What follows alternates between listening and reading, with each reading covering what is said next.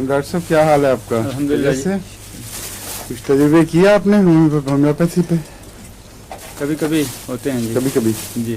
फिर कुछ पूरी तरह वो धड़ल्ले से नहीं जी। हाँ, लेकिन नतीजा कोई उम्मीद अफजा? जी, एक आध मरीज में नज़र आया है मुझे, मेरी वो कमज़ोरी है, अगर नहीं नज़र आता अच्छा, तो इसलिए कि वो मरीज को आ जाता है कि नहीं? मरीज को आ जाता है तो थोड़ा फिर ठीक है। तो अगर मरीज को नजर आता है फिर बिल्कुल ठीक है। जी, हाँ। जी। तो खास केस को रिपोर्ट करने वाला एक जो गिडीनेस हाँ, जिसको होती थी और टिनेटस वगैरह शां शां की आवाज़ कान में, तो उसको कॉकुलस मैंने ट्राई किया था। हाँ, तो पहले वो लेती रही है, सर्क वगैरह जो दवाइयाँ हैं काफ़ी अर्सा पाकिस्तान में भी गालिबन इस्तेमाल किया। यहाँ फ़ायदा 2 बल्कि हैं जी मरीज़, तो उनको कुछ फ़ायदा नज़र आ रहा है। बहुत अच्छा है। कान के अंदर अगर जो है ना उसकी ट्यूब जी उसमें खराबी हो, अगर जी जी बैलेंसेज में और उसके सीलिया जो है उनकी जी जी प्रॉब्लम है, तो उससे कॉकुलस बेहतरीन दवा है उसकी। जी जी। और अगर एनीमिक कंडीशन से खासतौर पर मलेरिया के बाद हो, जी उसमें चाइना बेहतर है। अच्छा, तो ये भी देखना पड़ता है इसका पस मंजर क्या है। ठीक। इसीलिए मैं अर्ज़ की हुजूर के वो सारी अब पूरी तरह तो नहीं है, आहिस्ता आहिस्ता हो जाएगा। अभी आपने बड़ी भी तो थोड़ी दवाएं हैं, बहुत थोड़ी जी। अभी काफी जरूरत है। कान के सुराख में भी काफी सही काफी हाँ? कान में सुराख हो उसमें तो जरूर भरनी पड़ेगी। हाँ? हमें उसका जो मैकेनिकल चीजें हैं उनका दवाइयों से इलाज नहीं हो सकता, जी उनको तो मैकेनिकल ही होगा। और जो सर्जन का दायरा है वो अलग है और उसका फिजिशियन का दायरा अलग है। कान में सुराख है, हाँ, मगर रोज तो नहीं सारी दुनिया को बताएंगे। कान में पूछूंगा दवाई को ठीक है, ठीक है, ठीक है।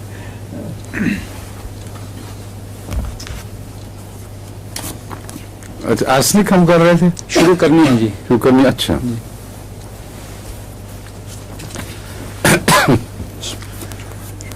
आर्सेनिक बहुत ही एक अहम दवा है, और इस लिहाज से कि ये बहुत सी बीमारियों में अगर ये बराह रास्त काम ना भी आती हो तो किसी न किसी तरह मददगार जरूर हो जाती है। और बहुत सी बीमारियों में मैंने इससे इस लिहाज से भी फायदा उठाया है। इसका जो अपना मिजाज है वो मैंने गालिबन एक और दवा के दौरान बताया था कि इसको गोल्ड हेडेड केन पेशेंट कहते हैं, यानी ऐसा मिजाज जिसमें बेहद नफासत पाई जाती हो और मामूली सी चीज़ों का इधर उधर रखा जाना उसके मिजाज के सख्त खिलाफ हो। अगर उसने अपनी मेज़ खास तरीके से लगाई हुई है और बीवी आके उसको थोड़ा सा बदल देती है कोई बच्चा, तो उससे उसका मिजाज बिगड़ जाता है। और नफासत सारे इसके मिजाज में हर चीज़ में मुसलसल पाई जाती है। उसके बावजूद इसके अखराजात में सख्त बदबू होती है और ताफुन की इंतहा पाई जाती है। ये 2 तजादात हैं मिजाज के और जिस्मानी बीमारियों के। और मिजाज का असर बीमारियों पे ये होता है कि मुंह खुश्क, आमतौर पर असाब पर जब किसी बीमारी का असर पड़ता है या किसी के असाब ज़्यादा हसास हों तो उसका मैलान 2 तरह से ज़ाहिर होता है, एक पेशाब का बार बार आना और एक मुंह का खुश्क होना। जलसीमियम इस लिहाज से आर्सेनिक से बहुत मुशाबे है। जलसीमियम में भी पेशाब की ज्यादती हो जाती है और दोनों को सर्दी लगने से अमूमन या असाब पर दबाव के नतीजे में यही इलामतें ज़ाहिर होती हैं।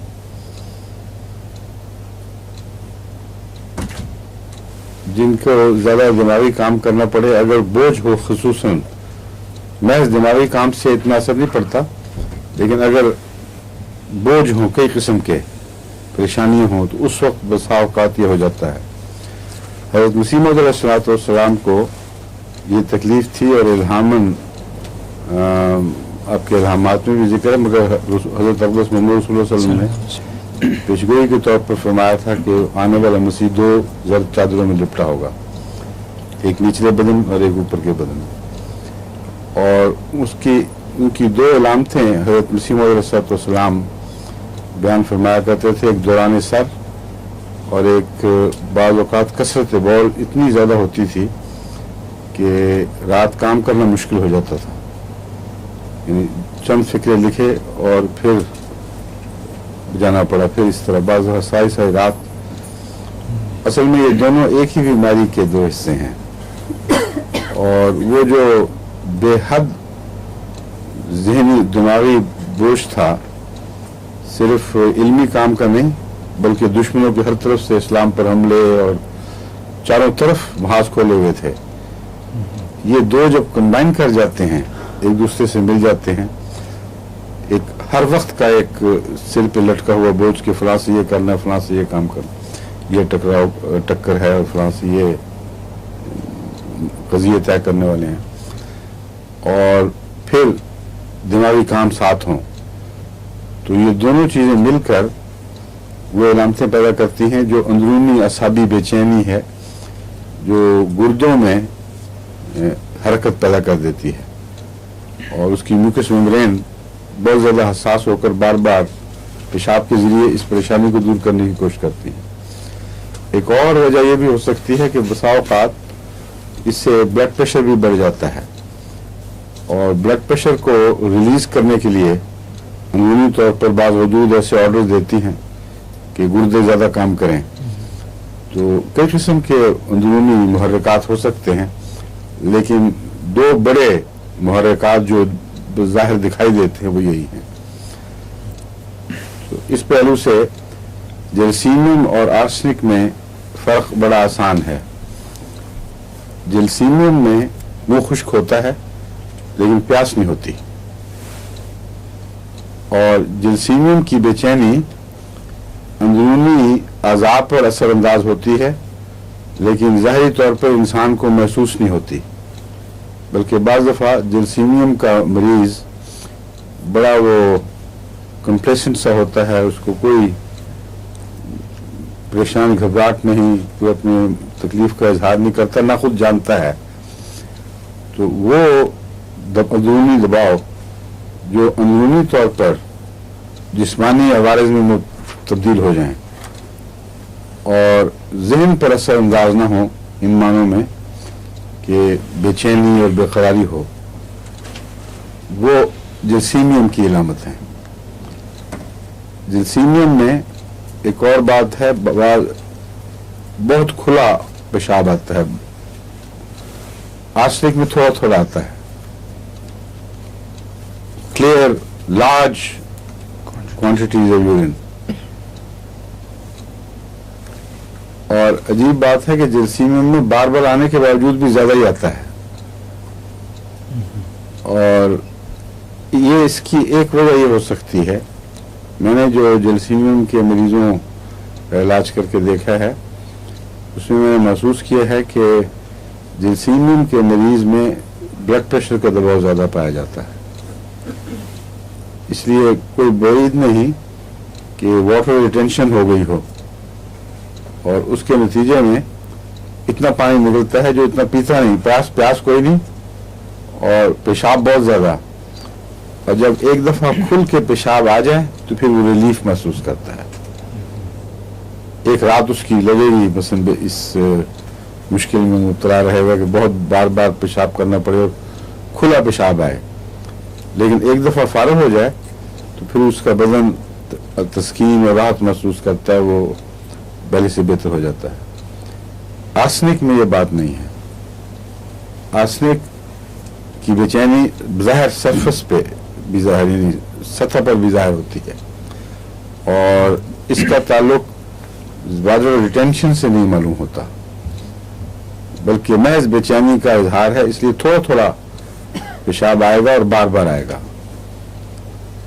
और ये दोनों दरअसल दोनों दवाएं ज़हनी दबाव और तनाव के नतीजे में, जो ज़हनी असाबी तनाव है, उसके नतीजे में बाज़ उज़लात पर हमला की वजह से पैदा होते हैं, यानी वो हमले से करीब रखने वाली दवाएं हैं, और गुर्दे इसमें ख़ास तौर पर असरअंदाज होते हैं। मुंह खुश्क होना आर्सेनिक में भी पाया जाता है, उस जरासीम में भी पाया जाता है, और फ़र्क ज़ाहिर है, एक में प्यास है, एक में नहीं है। आर्सेनिक का मिजाज ये है कि घूंट घूंट पानी भरता है मरीज, मुंह तर करने की कोशिश करता है और प्यास बुझती नहीं, या दूसरे लफ्जों में वो प्यास है ही नहीं, बल्कि एक बेकरारी का इजहार है बस, कि शायद पानी पीने से मुझे तस्कीन मिले, लेकिन थोड़ा सा पानी पी कर पता चलता है कि कोई तस्कीन नहीं है, तो उसको मरीज छोड़ देता है। फिर घबराहट में थोड़ा सा मुंह भरता है। जो हकीकी प्यास है वो आर्सेनिक में नहीं पाई जाती, और इसका एक निशान यह है कि जब आर्सेनिक की बीमारी ज़्यादा बढ़ जाए तो प्यास कुल्लियतन गायब हो जाती है। इसलिए बाज़ लोग जो इस सलामत को ज़रूरत से ज़्यादा अहमियत दे जाते हैं, वो फिर आर्सेनिक को रूल आउट कर देते हैं, समझते हैं कि आर्सेनिक का केस ही नहीं है, क्योंकि बाद मरीजों में प्यास नहीं है। आर्सेनिक का मिजाज जब ज़्यादा आगे, जब बीमारी में ज़्यादा आगे बढ़ जाए तो उसकी प्यास बस बसा औकात बुझ जाती है और बेचैनी कायम रहती है, और इस सूरत में उसकी बेकरारी में भी एक फ़र्क पड़ता है। जब बीमारी बहुत आगे ना बढ़ी हो तो सारे जिस्म को हरकत देता है मरीज, एक जगह से उठ के दूसरी जगह जाएगा, एक करवट से दूसरी करवट में जाएगा, लेकिन जब आप पूछें तो ये नहीं कहेगा कि मेरे बदन में दर्द थी इसलिए मैं हरकत कर रहा हूँ। महज वो बेकरारी से, जैसे गालिब कहते हैं काव काव कावे काव कावे कावे सख्त जानी, या असल में है काव कावे सख्त जानी। कहूँ लोग कावे कावे पढ़ जाते हैं, मगर असल तो है काव कावे सख्त जानी हाय तनाई न पूछ। वो सख्त जानी की जो बेकरारी है ना, उसको आर्सेनिक से मुशाबे करा दिया जा सकता है। जब ताकत कम हो जाए, बीमारी बढ़ जाए, तो फिर बदन हरकत नहीं करता, सिर्फ सर दाएं बाएं इंसान मारता है। उस बेचैनी के वक्त बिलअमूम प्यास गायब हो चुकी होती है। अगर कुछ हो भी तो मामूली इजहार होता है, वरना उस वक्त फिर मतलब है बीमारी बहुत आगे बढ़ चुकी है। आर्सेनिक में फास्फोरस की तरह एक गर्मी सर्दी के ताल्लुक में तजाद पाया जाता है। फास्फोरस आपको बढ़ा चुका हूं ना पहले? जी। हाँ। क्या तजाद बताया था मैंने, किसी को याद है? आर्सेनिक और गर्मी से नहीं, फास्फोरस में गर्मी सर्दी के ताल्लुक में क्या तजाद पाया जाता है?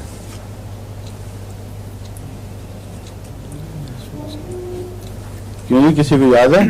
पीर साहब आप बड़े होशियार बनते हैं। नहीं है गलती हो गई। वैसे सर्दी से आराम आता है क्या? आमतौर पे सर्दी से आराम आता है, मगर दांतों की तकलीफ में नहीं, वो तो मैंने यही बात जमूल की थी।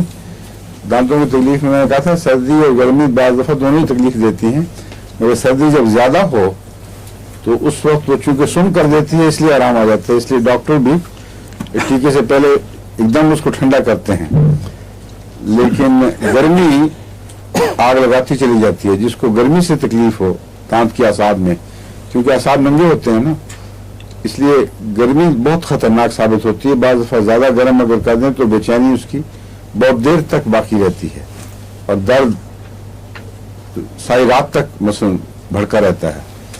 लेकिन सर्दी का वक्ती तौर पर तकलीफ देती है, नंगी नर्व है तो सर्दी भी तकलीफ देगी, लेकिन वो फौरन फिर तकलीफ भी दब जाती है। पानी जब ठंडा पानी या बर्फ हटाएं तो तकलीफ फौरन दबती है।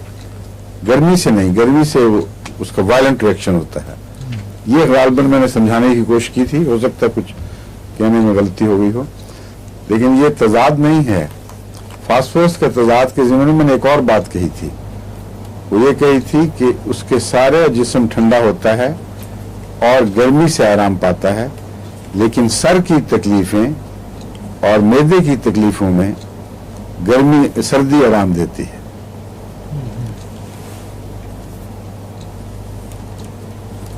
आपने बताया होगा। हाँ, आपने बताया होगा। बताया हुआ ना, जी, ये तो और सर को ठंड से आराम मिलता है। सर को और ठंड से आराम। जी, आपने बताया। बिल्कुल ठीक है। यही तो मैं कह रहा था कि बताया हुआ मैंने, लेकिन जी। पूछ रहा था किसी को याद है कि नहीं। और उस ज़िमन में मैंने कहा था कि चूंकि ठंड से आराम आता है, हो सकता है इसके दांत के मरीजों में भी यही बात असरअंदाज होती हो कि गर्मी से तकलीफ बढ़ती है और सर्दी से आराम आता हो। आर्सेनिक में और इसमें फास्फोरस में ये मुशाबहत पाई जाती है कि आर्सेनिक का मरीज भी सख्त ठंडा होता है और सारे जिस्म के लिए गर्मी चाहता है, हर वक्त सुराइनम की तरह लिपटा रहेगा या आग के करीब बैठना पसंद करेगा, मगर मैदे को नहीं, सर को वो ठंड से आराम आता है। और सर बाज़ दफा ठंडे पानी में वो बार बार धोता भी है मरीज, बेचैनी की वजह से सर में आग लगी होती है, जिसका मतलब यह है कि दौरान खून भी गैर मुतवाज़न हो चुका है। ये बात भी खास तौर पर आर्सेनिक में याद रखने के लायक एक तजाद है। बेचैनी इसकी जो है, इसमें भी ऑल्टरेशन ऑफ स्टेट्स पाई जाती है, यानी एक हालत दूसरी हालत में बदलती है। सर को जब सर में दर्द हो रहा हो तो दो तरह से आराम आता है, एक दबाव से, ये और एक दवा में पाया जाता है। बताया था हाँ बताएं। ब्रायोनिया नहीं हल्के दबाने से। नहीं, दबाव से नहीं, सिर्फ मैं और बात पूरी मुकम्मल ये है कि बावजूद इसके कि सर पर दर्द के नतीजे में दबाव होता है, उसके बावजूद दबाव ही से आराम आता है। प्रेशर महसूस होने के बावजूद सर की चोटी पर जोर से अगर दबाया जाए तो फिर उस प्रेशर को रिलीफ मिलता है, हालांकि अंदरूनी तौर पर दबाव की कैफियत पाई जाती है। आर्सेनिक में ये बात नुमाया है, लेकिन इसके अलावा ठंड से आराम, इसलिए आर्सेनिक का मरीज अगर ये दोनों अलामतें इकट्ठी पाई जाएं और सर्दी से सर को दर्द को आराम आता हो, तो उसमें एक दो और अलामतें अगर आप तलाश कर लें तो यकीनी तौर पर वो आर्सेनिक का मरीज होगा। एक ये कि मतली जरूर पाई जाती है आर्सेनिक के सर दर्द में, शदीद मतली और कै दोनों बातें। जो मिग्रेन की तस्वीर खिंचती दवाओं में आती है वो इससे मुशाबे है, और मिग्रेन में वन साइडेडनेस भी पाई जाती है। आर्सेनिक में भी बाज़ दफा वन साइडेडनेस पाई जाती है, जरूरी नहीं कि एक तरफ या दूसरी तरफ, दाएं या बाएं तरफ, ये हो सकता है, लेकिन सारे सर का दर्द भी हो सकता है। इसमें पीरियोडिसिटी जिसको कहते हैं, यानी मुअय्यन वक्फे के बाद इस मरज का दोहराया जाना, ये नुमाया अलामत है।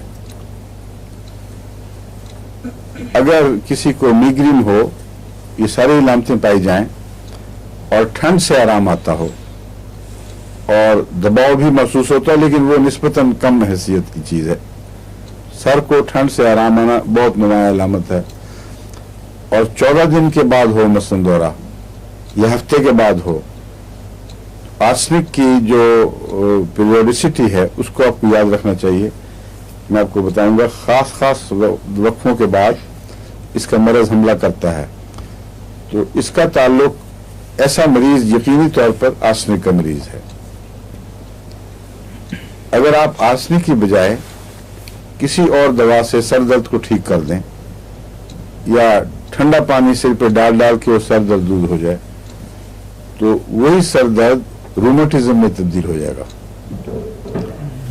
और जिस्म में, जोड़ों में, मुख्तलिफ हिस्सों में वो दर्द महसूस होगा। आप रूमेटिज्म का इलाज करेंगे तो उसी किस्म का सर दर्द दोबारा आ जाएगा। ये इलाज नहीं है, ये एक तरफ से एक मर्ज को धकेल कर दूसरी तरफ फेंकने वाली बात है। लेकिन अगर आप आर्सेनिक देंगे ऐसे मरीज को जिसमें ये अल्टरेशन भी पाई जाए तो मुकम्मल तौर पर खुदा के फजल से शफायाब होगा, उसका सर दर्द भी हटेगा और रूमेटिज्म भी नहीं रहेगा।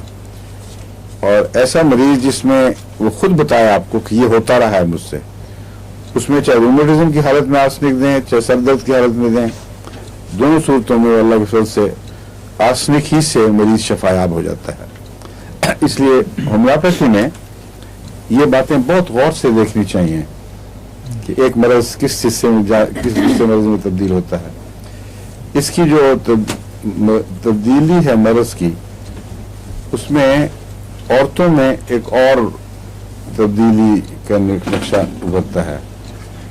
रहम की तकलीफें दिमागी तकलीफों में तब्दील होती हैं और उसमें दिमागी तकलीफों में जो बेचैनी और तवाहमात और मौत का खौफ और बास किस्म के पागलपन, ये अगर जो आर्सेनिक की अलामतें हैं ये अगर जाहिर हों और इसकी मेंसेस वगैरह की तकलीफों में आराम आ जाए तो ये ख़तरनाक चीज़ है।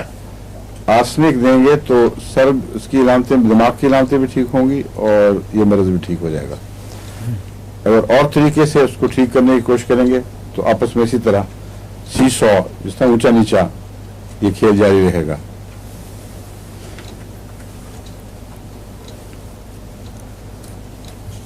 जब इसकी बेचैनी बढ़ जाती है तो जैसा कि मैंने बयान किया, बाज पागलपन में तब्दील हो जाती है बाज दफा, और ऐसा पागलपन अमूमन मजहबी रुझान भी रखता है। आर्सेनिक के मिजाज का मरीज अगर पागल हो जाए तो बिलअमूम एक तो उसके पीछे लंबी तारीख है उसकी बेचैनी की, उसे पहचाना जाएगा। दूसरा ये कि उसके पागलपन में दो किस्म के रुझान पाए जाते हैं। एक तो ये कि वो ये कहेगा कि मेरी बख्शिश के दिन गुजर गए, बस अब मैं ऐसा गुनाहगार हो चुका हूं कि मैं बख्शा जा ही नहीं सकता। और दूसरा, उसको खुदकुशी के रुझान भी पैदा होते हैं।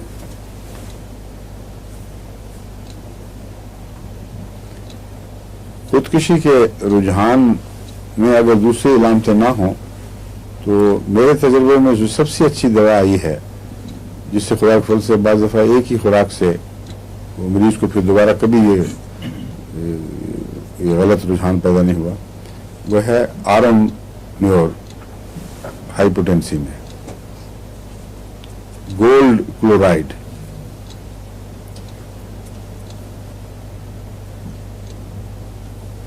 हुजूर किसी वजह से भी खुदकुशी का अगर नहीं, मैं बता रहा हूँ कि अगर तो अलामतें आर्सेनिक वगैरह की नजर आए जी जी फिर तो फिर यही देनी चाहिए।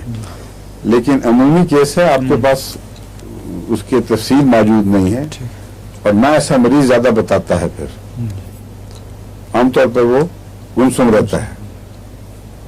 ऐसे केस में आरम में और आवाज में बाकी चीजें अलामतें ना हो तो बेहतरीन दवा साबित होती है और कम से कम बेअसर नहीं होती, कुछ ना कुछ असर जरूर दिखा देती है।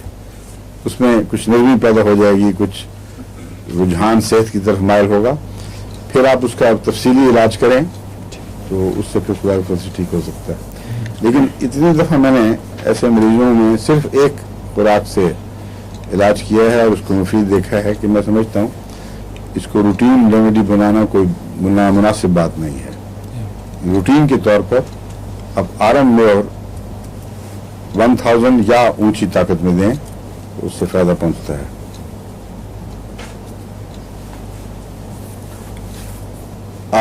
आर्सेनिक में गैंग्रीन्स का रुझान बहुत पाया जाता है और अखराजात इसके सख्त बदबूदार और बाज़ दफ़ा इसमें एक चीज़ बहुत अहम है कि क्यूरेटिंग करके اگر عورتوں کی بلیڈنگ ختم کر دی جائے تو اس کے بعد بعض دفعہ مستقل بدبودار مادے نکلنے شروع ہو جاتے ہیں اور پیسو بلیڈنگ بھی پیسو بلیڈنگ ہوتی ہے. اس میں بعض دفعہ جس طرح جگر کے ٹکڑے کٹ کٹ کے آ رہے ہوں اس طرح وہ خون میں شامل ہوتے ہیں. یہ صرف رحم سے تعلق رکھنے والی چیز نہیں، کہیں بھی اخراجات کو کیوریٹنگ کے ذریعے بند کیا جائے، مثلا ناک کے اندر بھی بعض دفعہ السرز پیدا ہوتے ہیں، ان کو بند کر دیا جاتا ہے دوسرے السرز کو. تو یہ چیز جو ہے یہ ہمیشہ خطرناک اثرات پر منتج ہوتی ہے. نمبر 1، اس کے نتیجے میں پاگل پن بھی ہو سکتا ہے اور سارے جسم میں دردیں اور بے چینیاں، ٹاکسن جمع ہو کر اس کا ریلیز کوئی نہیں ہوتا. گردوں پر اس کا بد اثر پڑتا ہے، بعض دفعہ فیل کر جاتے ہیں. تو ایسی صورت میں ضروری ہے کہ ان اخراجات کو دوبارہ جاری کیا جائے اور اس میں آرسنک ایک اہم دوا ہے. ایک دوسری اہم دوا کالی آیوڈائڈ ہے اور ایک تیسری آرسنک آیوڈائڈ.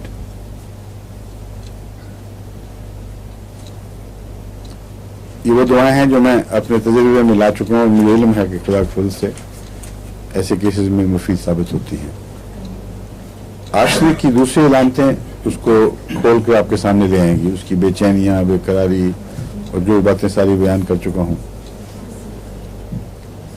آرسنک اور سیکیل بھی آپس میں مشابہ ہیں. سیکیل کور عام طور پر گہرے خون کے امراض میں استعمال ہوتا ہے جہاں کالے رنگ کا متعفن خون آنا شروع ہو جائے.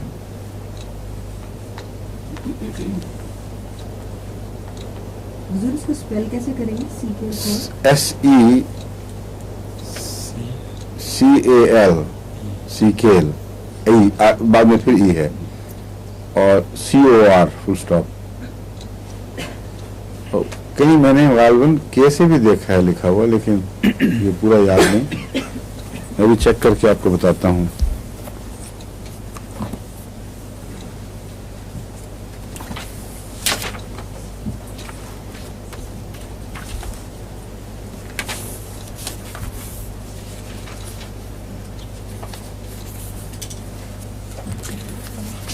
یہ جو ہے بوریک، یہ تو سی کے ساتھ ہی دیتا ہے، سیکیل. CECL. یہ پتہ ہے ڈاکٹر صاحب کو کیا چیز ہے سیکیل کور؟ ہاں جی ارگوٹین نہیں دیتے آپ مریضوں میں؟ جی جی جی کس طرح سے دیتے ہیں؟ وہ اسی لیے تاکہ بلیڈنگ بند کرنے کے لیے. جی جی یہ اسٹرکچر پیدا کرتی ہے. ٹھیک ہے جی. اور اسی لیے کوٹرائزیشن کے لیے بھی یہ ارگوٹین کا استعمال کیا جاتا ہے ایلوپیتھک میں. ٹھیک. اور یہ بہت خطرناک ہے. اسی ارگٹ کا کیس میں نے آپ کو بتایا تھا. کسی نے سندھ میں کسی حاملہ عورت کو آخری دور میں ارگٹ، کسی کو عطائی حکیم تھا کوئی، اس نے ارگٹ کا ٹیکہ لگا دیا جو ایلوپیتھی میں ملتا ہے غالباً اس کا ٹیکہ، یا وہ دوا ویسے دے دی ہوگی، مجھے ٹیکہ ذہن میں یاد ہے. اس کے نتیجے میں اتنی سخت کنسٹرکشن ہوئی کہ رحم کا منہ نہیں کھلتا تھا اور وقت آیا ہوا تھا اور دردیں بالکل پورے زور سے صحیح سمت میں اٹھ رہی تھیں، لیکن منہ اس کا اس طرح تنگی سے بند تھا کہ ہمارا جلسہ ہو رہا تھا وہاں تک بھی دور تک ہلکی ہلکی چیخوں کی آواز آ رہی تھی. اور اس کا خاوند بھاگا بھاگا آیا کہ میری بیوی مر رہی ہے اور ہو سکتا ہے رحم پھٹ جائے، اس قدر تکلیف کی حالت میں. تو اس نے، میں نے اس سے زیادہ سوال کا وقت نہیں تھا، مجھے خطرہ، یہ خیال پیدا ہوا کہ یہ ارگٹ کا کیس ہوگا. میں نے کہا تمہیں کوئی حکیم سے کسی سے علاج کروایا؟ اس نے کہا ہاں. اس نے ایک دوائی دی تھی، اس کے بعد یہ علامتیں پیدا ہوئی. پہلے بلیڈنگ ہو رہی تھی تھوڑی تھوڑی. تو اس پر میں نے اس کو کولوفائلم 200 میں ایک خوراک دی اور 5 یا 10 منٹ کے اندر اندر نارمل ڈلیوری ہو گئی. کولوفائلم اس کی کنسٹرکشن جو ہوتی ہے اس کی منہ کی، اس کو کھولتا ہے. ارگٹ کے ساتھ براہ راست کا کوئی تعلق مجھے یاد نہیں تھا. مجھے یہ پتا تھا कि अगर दर्दें उठ रही हों और यूट्रस के मुंह की तरफ जाएं और नतीजा खेज ना हो और बल्कि टांगों में उतर जाएं, ये अलामत भी थी। तो उस वक्त कॉलोफाइलम बहुत अच्छी है। तो अर्गट ये वो चीज़ है जिसको सीकेल कॉर कहते हैं, और इसकी ख़ास अलामत ये है कि ये शदीद गर्मी महसूस करता है मरीज़, और बाकी ताफुनात की तमाम अलामतें आर्सेनिक से मिलती हैं। बेचैनी भी पैदा हो जाती है, ताफुनात भी हैं, और बाद खून के बंद होने से जो जहर फैल जाते हैं जिस्म में, इतनी मिलती हैं कि बाद दफ़ा तफरीक करना मुश्किल होता है। लेकिन एक बात ऐसी है जो नुमाया फ़र्क है, आर्सेनिक का मरीज़ अपने जिस्म को हर वक्त ढांपेगा और आग के करीब बैठेगा, और अर्गट का खाया हुआ मरीज़ जो है ना, मारा हुआ मरीज़, वो शदीद गर्मी महसूस करता है, वो कपड़े भी बाज़ दफ़ा उतार के फेंकने की कोशिश करता है, तो इससे वो साफ पहचाने जाते हैं। तो आपको इन बातों की तरफ ध्यान करना चाहिए, ऐसी इलामतें जो आप देख कर मालूम कर लें फौरन और तफरीक आसान हो, वरना वो लोग जो आदी हो जाते हैं रेपर्टरी के, उनकी बड़ी मुसीबत है। हर वक्त ये इलामत वहाँ, ये इलामत वहाँ, सारा दिमाग हर वक्त कंफ्यूज रहता है बेशुमार इलामतों से, और कुछ पल्ले नहीं पड़ता। ये तफरीक वाली इलामतें जो हैं ये बहुत ही मुमिद हैं, और एक मरीज को देखा और फौरन आपको पता लग गया क्या बात है। तो ये फ़र्क याद रखें, आर्सेनिक और फास्फोरस, आर्सेनिक और ये अर्गट या सीकेल कॉर। फास्फोरस में एक और फ़र्क भी है, आर्सेनिक और सीकेल के अखराजात स्याह रंग के बदबूदार होते हैं, फास्फोरस के आमतौर पर सुर्ख रंग के, तेज सुर्ख रंग के, एकोनाइट की तरह के।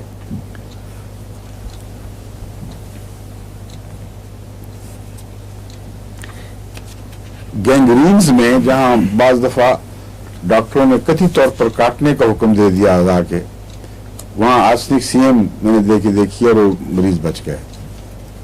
एक केस था श्रीलंका या कहां से, बाहर दूर की जगह है कोई, वहां नौजवान बेचारा था, उसका हाथ आ गया था मशीन में, कुचला गया था, यानी अंगूठा या कोई हिस्सा, और उसको इलाज किया, लेकिन वो कुचला होने की वजह से वो रफ्ता रफ्ता वो मुस्तकिल क्रॉनिक जख्म बन के फिर गैंग्रीन बन गई और स्याह हो गया। डॉक्टरों ने पहले उसका अंगूठा काटने का कहा कि अंगूठा कटवाओ, और वो अंगूठा नहीं कटवाना चाहता था, यहाँ तक कि डॉक्टरों ने डिक्लेयर कर दिया कि तुम्हें डेफिनेट गैंग्रीन हो चुकी है, पूरा बाजू काटना पड़ेगा वरना मौत यकीनी है। तो जो पहले अंगूठे से घबरा रहा था, उस बेचारे के बाजू का तो तस्वुर भी हौलनाक था। तो उसने मुझे बार बार खत लिखे कि मुझे बताएं मैं क्या करूं। उसको मैंने आर्सेनिक सीएम की एक खुराक या ऊंची ताकत में कोई होगी, मुझे सीएम याद है, वो दिलवाई, और फिर हफ्ता या 10 दिन के बाद रिपीट करने के लिए कहा। उसने लिखा कि दर्द तो है, लेकिन जो स्याही थी वो रफ्ता रफ्ता सुर्खी में तब्दील हो रही है। तो मैंने कहा अल्लाह की फजल से तुम बच जाओगे। चुनांचे ऐसा ही हुआ, ना घुटना, ना अंगूठा काटना पड़ा, ना बाजू काटना पड़ा, वो बिल्कुल ठीक ठाक है। तो एक्सट्रीमिटीज में उंगलियों, पाँव की उंगलियां हों या हाथ की उंगलियां वगैरह हों, वहाँ से अमूमन जो गैंग्रीन शुरू होती है, और आर्सेनिक अगर काम करे तो बड़ी जल्दी असर दिखाएगी। ज़्यादा लटकाने की ज़रूरत नहीं है केस को, इस ख्याल से कि शायद काम कर जाए, लंबा ना लटकाएं। अगर ऑपरेशन लाजमी है तो करवा देना चाहिए फिर, लेकिन ट्राई ज़रूर करना चाहिए। दूसरी दवा जो मददगार के तौर पर मैं देता हूँ वो सिलीशिया है, और बाद में फिर मैंने इन दोनों को रूटीन के तौर पर ऑल्टरनेट करना शुरू कर दिया, और इल्ला माशाअल्लाह अच्छे असरात देखे हैं इसके। लेकिन अगर गहरे नासूर की शक्ल हो तो वहां आर्सेनिक से ज्यादा काली आयोडाइड या आर्सेनिक आयोडाइड काम करते हैं।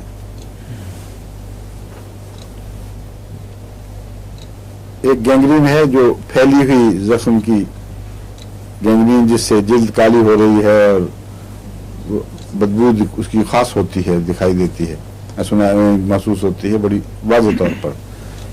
एक गैंग्रीनस अल्सर्स होते हैं जो डीप रूटेड अल्सर्स हैं, कुछ देर तक वो क्रॉनिक अल्सर रहते हैं, फिर उनके गैंग्रीन बनने का खतरा होता है।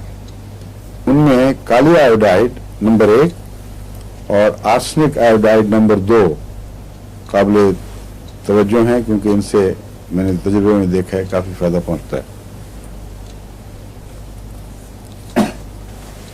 आर्सेनिक में गर्मी भी महसूस हो रही हो तो गर्मी ही से उसको आराम आता है,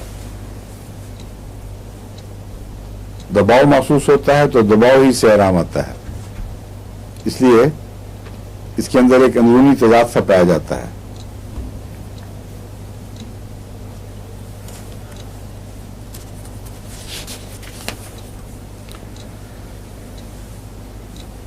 अंतड़ियों की अमराज में पेट फूला हुआ और सख्त बदबूदार अखराजात,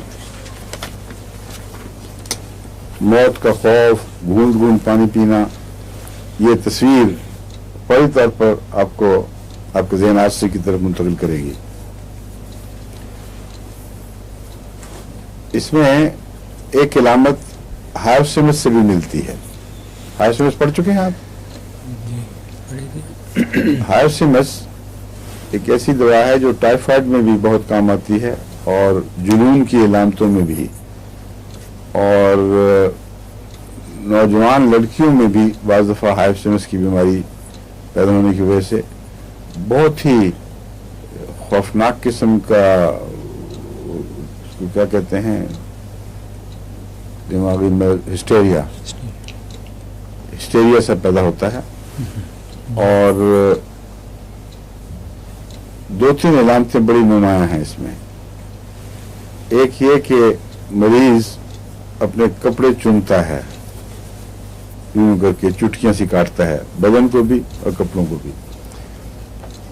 ये टिपिकल इलामत है हायोसिमस की, लेकिन आर्सेनिक में भी पाई जाती है, इसलिए मैं आपको फर्क बता रहा हूं।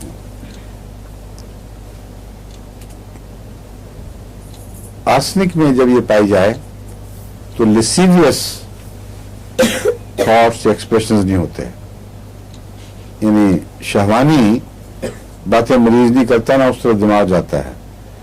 लेकिन पाक बात साफ सुथरी बच्ची मासूम जब वो ऐसी बेहोशी या अपने दिमागी दौरे में ऐसी बातें करनी शुरू करे तो माँ बाप के लिए सख्त उलझन पैदा हो जाती है कि इस ऐसी मासूम बच्ची में आया कैसे।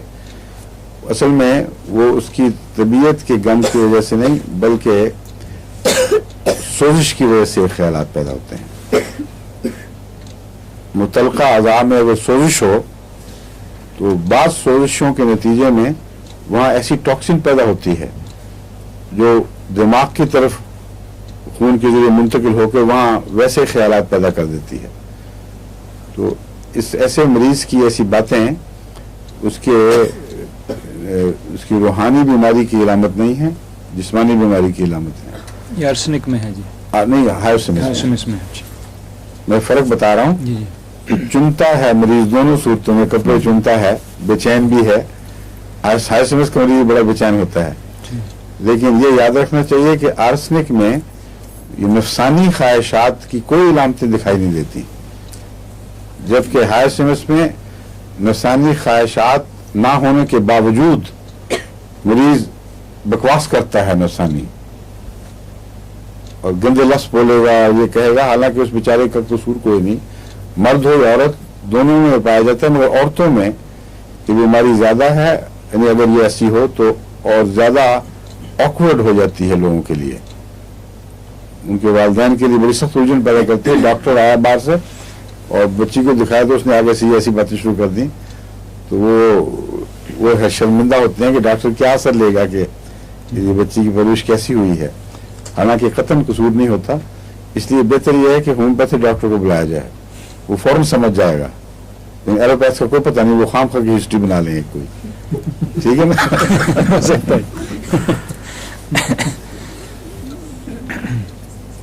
जहां तक वक्त का ताल्लुक है, इसमें 12 बजे के बाद 1-2 बजे तक इसकी अलामतें भड़कती हैं, दिन को भी और रात को भी, और रात को ज्यादा, क्योंकि अंधेरे से भी इसकी मरज बढ़ती है, इसका मरज बढ़ता है। और खौफ महसूस करता है आर्सेनिक का मरीज, और खौफ के नतीजे में कंपनी चाहता है कि लोग मेरे पास बैठे रहें। लेकिन अगर मरज ज्यादा बढ़ जाए तो फिर कंपनी से इसको कोई फायदा नहीं पहुंचता, फिर लोगों के बीच में घिरा हुआ भी सख्त खौफजदा रहेगा।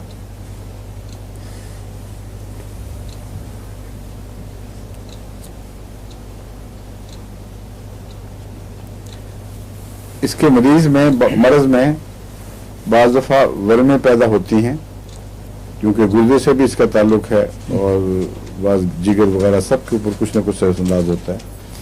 आपको मैं बताया था फास्फोरस में भी वर्में नुमायां हैं, सारे जिस्म पर उसकी वर्में ज़ाहिर होती हैं। आर्सेनिक में भी जिस्म पर वर्में होती हैं, लेकिन इसकी आंख में ऊपर भी और नीचे भी ऐसी अलामतें पाई जाती हैं जो ऊपर की वर्म काली कार्ब से मुशाबे होती है और नीचे की वर्म एपिस से मुशाबे होती है। काली कार्ब में ऊपर से वर्म होकर आंख को नीचे गिराती है, और एपिस में निचले हिस्से में यहाँ वर्म लटक जाते हैं, फूले फूले हिस्से छोटे छोटे। तो आर्सेनिक में दोनों जगह ये वर्म है और मुशाबहत पाई जाती है काली कार्ब से ऊपर वाले हिस्से की और निचले हिस्से की एपिस से, और इसके साथ झुर्रियां भी पड़ती हैं, और चेहरा अपनी उम्र से बहुत ज्यादा बूढ़ा दिखाई देने लगता है। अगर ये अलामतें हों तो आर्सेनिक लाजिम है, क्योंकि इसका मतलब है कि अंदरूनी गुर्दे वगैरह में कहीं ऐसी तकलीफें पैदा हो चुकी हैं जिसकी अलामतें आर्सेनिक से मिलती हैं, और आर्सेनिक अल्लाह के फजल से जब मुशाबहत रखता है तो फिर फायदा जरूर पहुंचाता है। बाज़ दफ़ा इसका फायदा मुकम्मल नहीं होता, ऐसी चीज़ों खुसूसन प्रोस्टेट ग्लैंड या गुर्दों में या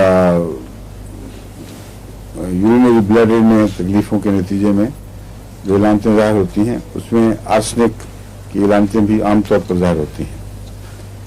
अगर अकेला फायदा न दे तो फास्फोरस इसका अच्छा मददगार है, और ऑल्टरनेट करने से ज्यादा फायदा पहुंचता है। और ये कॉम्बिनेशन कैंसर्स में भी मुफीद है, और ऐसे कैंसर के केसेस जिनमें बहुत मामला हद से बढ़ चुका था, मैंने ये कॉम्बिनेशन इस्तेमाल किया है, और बाद और 1-2 हैं वक्ती तौर पर देनी पड़ी।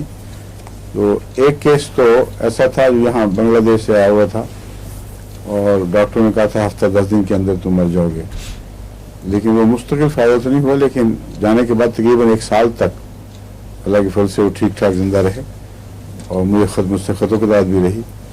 उनका नाम गालिबन अब्दुल्ला साहब था, और फिर उन्होंने आखिर पे जाके फिर अचानक कुछ तकलीफ पड़ी है, गालिबन वही कैंसर ही होगा, लेकिन 1 हफ्ते के अंदर जो वर्डिक्ट था डॉक्टरों का कि तुम्हारा कोई सूरत नहीं इलाज की, तुम मर जाओगे, उसके बजाय वो खुदा के फजल से जिंदा रहे, अच्छी नॉर्मल जिंदगी बसर करते रहे। एक केस है जो अल्लाह के फजल से भी जिंदा, उसका नाम नहीं बताना चाहता इसलिए, और इस वाक़े को करीबन 8 साल हो चुके हैं, और यही एस्टेब्लिश्ड कैंसर जिसके इंग्लैंड में इलाज हो चुके, उसका रिकॉर्डेड हिस्ट्री मौजूद है, उसमें ज़्यादातर जो फ़ायदा मैंने उठाया है वो आर्सेनिक और फास्फोरस से।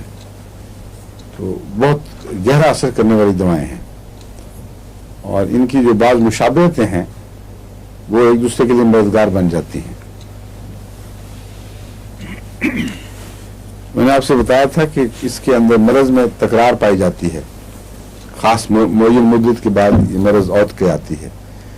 इसमें ज़्यादातर 4 दिन के बाद या 7वें दिन या 14 दिन के बाद अगर मरज़ के हमले हों और पीरियोडिसिटी जिसको कहते हैं, यानी ख़ास वक्फों में एक मरज़ का दोहराया जाना, इसको ये इसमें बड़ी नुमाया है। और इसके 4 दिन और 7 दिन और 14 दिन याद रखिए। लेकिन इनके अलावा भी ऐसे अमराज जिनमें पीरियोडिसिटी पाई जाए, उनमें भी आर्सेनिक बहुत मुफीद है। मसलन मलेरिया के मुताबिक मैंने आपको गालिबन पिछली दफ़ा बताया था आर्निका में कि ये वो दवा है जो बहुत कम लोगों ने इस्तेमाल की और बहुत कम फ़ायदा उठाया। हालांकि मलेरिया के ख़िलाफ़ रेजिस्टेंस पैदा करने के लिए इससे बेहतर कोई दवा नहीं। और जितने भी हमारे अफ्रीका में इस प्रोग्राम को सुन रहे होंगे, उनको ज़रूर इससे फ़ायदा उठाना चाहिए। 1000 या बाज़ दफ़ा 1,00,000 ताकत में भी दिया जाए तो ये मलेरिया के ख़िलाफ़ रेजिस्टेंस पैदा कर देता है, क्योंकि इसमें सारा बदन ठंडा होता है आर्सेनिक का और सर गर्म होता है, जिस तरह एकोनाइट आर्निका का। और ये आर्सेनिक से मिलता है, लेकिन बाकी बातें नहीं मिलती, कुछ मिलती हैं कुछ नहीं मिलती। और मलेरिया में अमूमन जब सारा जिस्म ठंडा हो तो सर की तरफ गर्मी चल रही होती है और सर दर्द का हमला हो रहा होता है। ये वजह है या कुछ और वजह, मगर ये कतई बात है कि मलेरिया में प्रिवेंटिव प्रोफिलैक्टिक के तौर पर आर्निका से बेहतर कोई दवा नहीं। और जब एक हमला हो चुका हो, बुखार के दौरान नहीं देनी चाहिए। जब एक बुखार का हमला गुजर चुका हो तो बीच के वक्फे में जो मलेरिया में दवाएं काम आती हैं, उनमें एक्यूट के तौर पर नेट्रोमेर बेहतरीन है और क्रॉनिक केसेस में या आइंदा के लिए प्रोफिलेक्टिक के तौर पर आर्निका बेहतरीन दवा है।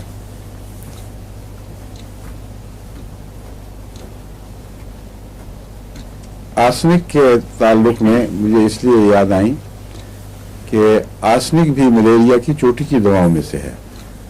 आमतौर पर किताबों में आपको चाइना मिलेगी, चाइना पे जोर दिया जाएगा, लेकिन अजीब बात यह है कि पाकिस्तान में तो मुझे चाइना से कोई ख़ास फ़ायदा नहीं मिला कभी भी, यहाँ तक कि मैंने चाइना देनी छोड़ दी थी। बल्कि आर्सेनिक उससे बहुत बेहतर असर दिखाती है। और अजीब बात है कि कैंट ने भी यही तजुर्बा किया है कि एक्यूट केसेस में मलेरिया में चाइना से आर्सेनिक बहुत बेहतर है। और ये मेरा ज़ाती तजुर्बा, इसलिए मैं आपको बता रहा हूँ, ये बिल्कुल सही बात के लिखी है उसने। लेकिन मलेरिया में एक असूल पेश नज़र रखना चाहिए कि चढ़ते बुखार में दवा ना देना बेहतर है, और उतरते बुखार में जब बुखार टूट रहा हो वो वक्त है दवाएं शुरू करने का। और बीच के वक्फे में बेशक बार बार आप दें। उसके बाद अगर अगला बुखार यकीनी तौर पर नरम आए, मध्यम पड़ जाए, तो आप तसल्ली रखें कि फिर इस अमल को दोहराएंगे तो बुखार 1-2 दफा में ठीक हो जाएगा। 3 चीजें ऐसी हैं जिनसे पहचाना जाता है कि दवा ने काम किया है या नहीं। नंबर 1, बुखार का हमला हुआ है लेकिन कम हुआ है। नंबर 2, बुखार का वक्त बदल गया है और जिस वक्त आना चाहिए था उससे बाद में आया है। और नंबर 3, जो साफ पता लग जाएगा कि अगला बुखार हुआ ही नहीं, सिर्फ कमजोरी सी आई है, एक लहर सी, और उस वक्त उसको टॉनिक देने चाहिए, चाहे विटामिन भी खिलाएं, लेकिन सूप वगैरह मुफीद रहता है। तो इस तरह पहचाना जाता है कि मलेरिया में एक दवा ने असर किया है। अगर ये तीनों बातें ना हों और मरज बढ़े तो बाज होम्योपैथ पागलपन का इजहार करते हैं कि देखो जी रिएक्शन हो गया। बिल्कुल झूठ है, रिएक्शन कोई नहीं होता, वो मर रहा होता है मरीज। और अगर उसको फौरी तौर पर एलोपैथ की तरफ मुंतकिल ना करे वो मरीज, आर्टिफिशियल जराए से सप्रेस ना किया जाए, तो ज़्यादा लाइकलीहुड है कि वो मर जाएगा। इसलिए अपनी शिकस्त तस्लीम करने की जरूरत भी होनी चाहिए। जरूरी नहीं कि होम्योपैथी गलत हो, लेकिन होम्योपैथ तो गलत हो सकता है बहरहाल। और ये भी जरूरी नहीं कि होम्योपैथी में हर चीज की दवा दरियाफ्त हो चुकी हो। बेशुमार दवाएं हैं जिन पर अभी वो होनी चाहिए, प्रूविंग होनी चाहिए, तजर्बे होने चाहिए। अब लेसर रेमेडीज के ऊपर भी बड़ी मोटी मोटी किताबें लिखी जा चुकी हैं, और कैंट का भी मटीरियल मेडिकल लेसर रेमेडीज पे मौजूद है। लेकिन मॉडर्न अब तरीके में तो बहुत ज़्यादा इस्तेमाल होती हैं लेसर रेमेडीज। आजकल इंग्लैंड में भी वो है विस्कम एल्बम, वो कैंसर के लिए इस्तेमाल किया जाता है। उसका नाम उन्होंने कुछ और रखा हुआ है, क्या नाम है आपको पता? टीका देते हैं उसका, और हमारे डॉक्टर हमदुल्ला साहब खास तौर पर इसके बड़े कायल हैं। विस्कम एल्बम एक होम्योपैथिक दवा है जो भी निस्बतन नई दवाओं में से है, और इसके मुतालिक इंग्लिस्तान में उन्होंने एक तरीका ईजाद किया है कि उसको टीका बनाया हुआ है, वो फिर कैंसर हिस्से में टीका देते हैं। लेकिन मैं तो ऐसे टीकों का कायल ही नहीं हूँ। और विस्कम एल्बम को वो कहते हैं मुंह से नहीं देना चाहिए, हालांकि मैंने हमेशा मुंह के जरिए आम तरीके से दी है, और अगर फायदा हुआ तो उससे हुआ है। तो इसलिए खामखा मरीज को तकलीफ देने वाली बात है, मगर बहरहाल जो करते हैं उनके अपने तजर्बा करते होंगे। तो मैं आपको बता रहा हूँ कि नई नई दवाएं मुसलसल दरियाफ्त हो रही हैं, लेकिन मुश्किल ये है कि प्रूविंग उनमें बहुत कम है। इसलिए मैंने पहले भी ऐलान किया था, अब फिर करता हूँ कि जहाँ अहमदी डॉक्टर प्रूविंग करना चाहते हैं तो ऐसी किताबों से फरिश्ते निकाल सकते हैं जिनको हम लेसर रेमेडीज या निस्बतन नई दवाएं कहते हैं। उनमें से अक्सरियत ऐसी है जिनकी प्रूविंग नहीं हुई, क्लिनिकल तजुर्बे से वो सामने आई हैं। तो होम्योपैथी में प्रूविंग भी जरूरी है और क्लिनिकल तजुर्बा भी जरूरी है। प्रूविंग शुरू में ही आपको मर्ज के दवा के ऐसे तमाम असरात की तरफ आपकी रहनुमाई कर देती है जो क्लिनिकल तजुर्बे में 15-20 साल में जाकर होते हैं। यानी एक दो तो काफ़ी नहीं, 10-15 मरीजों पर अगर इस्तेमाल की जाए तो इसके कोई ना कोई पहलू हर मरीज अपने मिजाज के मुताबिक जाहिर करता है। तो इसकी प्रूविंग की तरफ तवज्जो करनी चाहिए, और उसका तरीका दोबारा मैं बताता हूँ कि इसकी पोटेंसियाँ 2-3 बना ली जाएं, एक छोटी, कुछ निस्बतन बड़ी, कुछ 30 तक, बहुत ऊंची नहीं जाना चाहिए।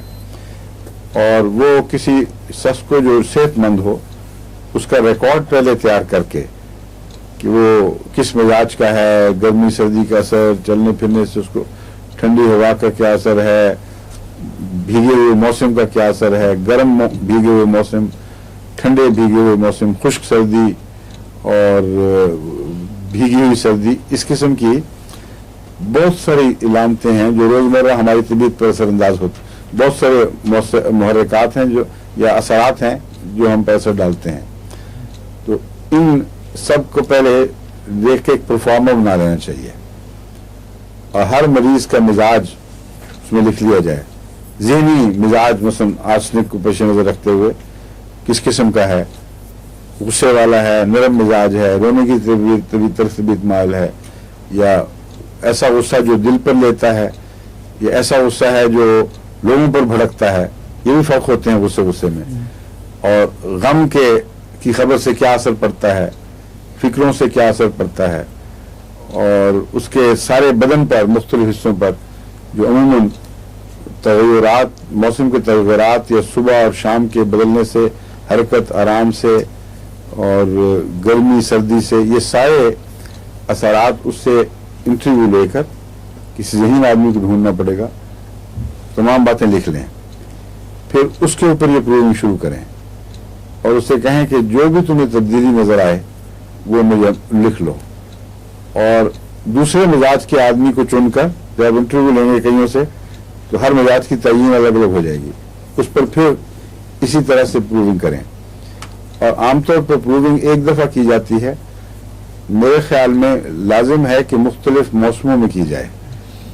उन्हीं मरीजों पर, एक मरीज पर आपने सख्त सर्दी और खुश्क सर्दी में प्रूविंग की है, फिर आप उसी मरीज पर भीगी हुई सर्दी जबकि बरसात हो रही हो, खुश गर्मी में की है, फिर भीगी हुई बरसात के मौसम की गर्मी में भी, फिर इसी तरह सुबह और रात के फ़र्क तो खैर रोज़मर्रा होते रहता है, वो छोड़ेंगे, लेकिन मुख्तलिफ इलाके हैं जहाँ मुतदल आब हुआ है, जहाँ गर्मी सर्दी के फ़र्क बहुत ज़्यादा हैं, इन सब को पेश नज़र रख कर प्रूविंग की जाए तो फिर इकट्ठा उसका जायजा लेकर फिर हमें समझ आएगी कि मरज़ की असल तस्वीर क्या है और लोगों के अमूमी ज़ाती तासुरात तो नहीं उसमें दखल अंदाज हो गए। फिर इंशाअल्लाह हम बहुत ज़्यादा बनी इंसान की खिदमत के लिए दवाओं की मिकदार बढ़ाने में मददगार साबित हो सकते हैं, लेकिन अभी तक ये काम जो है तश्ने तकमील है। दूसरा पहलू है नई दवाओं पर तजर्बे। वो मैं आपको पहले बता चुका हूँ कि बहुत सी ऐसे जहरीली दवाएं हैं वो एलोपैथिक में इस्तेमाल होती हैं, वो एक मरज़ के इस्तेमाल के लिए ज़रूरी तो हैं लेकिन उसके बदअसरात बहुत हैं। अब केमोथेरेपी के थेरेपी कहते हैं, कीमोथेरेपी कहते हैं, कीमोथेरेपी उनमें से एक है। और दमा के मरज़ में जो इनहेलर्स लेते हैं ये भी एक चीज़ है। ये इनहेलर्स जो हैं वो बाज़ दफ़ा सेंट्रल नर्वस सिस्टम पर असरअंदाज होकर ऐसे मरीज़ को, दमे के मरीज़ को वक्ती तौर पर दमा तो ठीक करेंगे लेकिन राशे की तकलीफ पैदा कर सकते हैं और प्रोग्रेसिव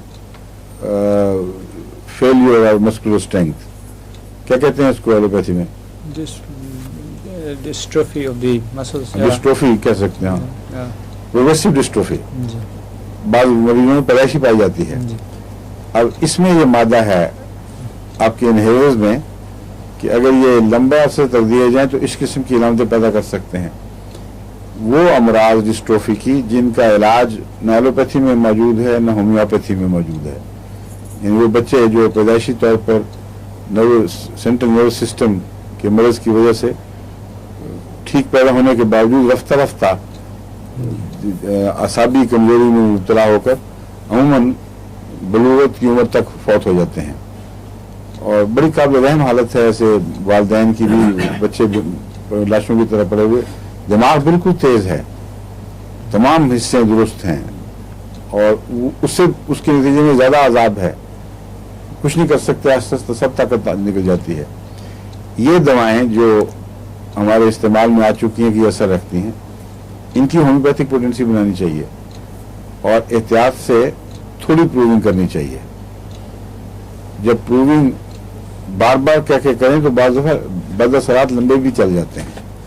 जिन्होंने लाइकोपोडियम की प्रूविंग की थी उनके बाज़ दफ़ा लास्टिंग बदअसरात नेजल कैविटीज़ पर, नेजल मेम्ब्रेन्स पर ज़ाहिर हुए। इसलिए प्रूविंग में एहतियातें भी हैं, थोड़ा सा दें, इंतज़ार करें और फिर देखें।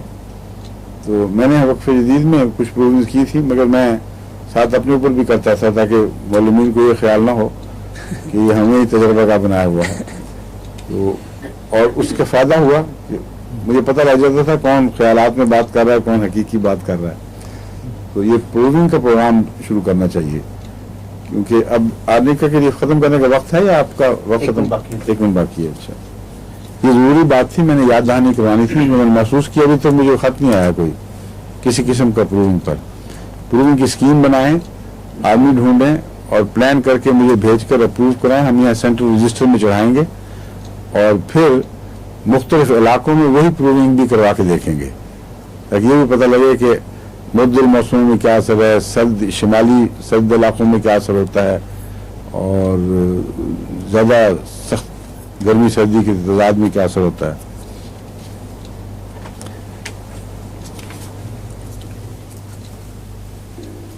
एक सवाल था हाँ जी, कि काली आयोडाइड और आर्सेनिक आयोडाइड जो आपने कैंसरस जी, सिचुएशन जो कैंसरस नहीं, गैंग्रीनस। जी जी, ये किस पोटेंसी में?